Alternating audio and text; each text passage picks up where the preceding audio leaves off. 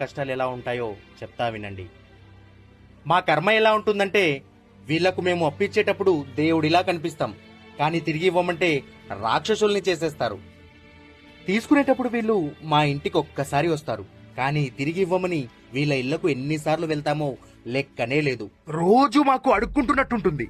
చిరాకు వచ్చి కోపంతో ఒక మాట అరిస్తే మాకెన్ని బిరుదులో నీచుడని, నికృష్టుడని, జాలిదయ లేనివాడని ఇరుగు పొరుగు వారికి చెబుతూ ఈ సమాజం దృష్టిలో మమ్మల్ని చెడ్డోలుగా చేస్తారు, చెడ్డోడిగా ముద్రిస్తారు.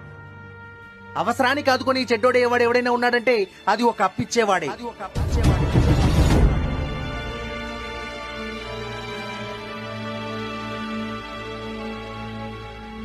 ధనం మూలం మిగత్ జగత్ అంటారు. అందుకే నేను బల్ల గుద్ది చెప్తున్నా, అప్పిచ్చేవాడు వైద్యుడితో సమానం.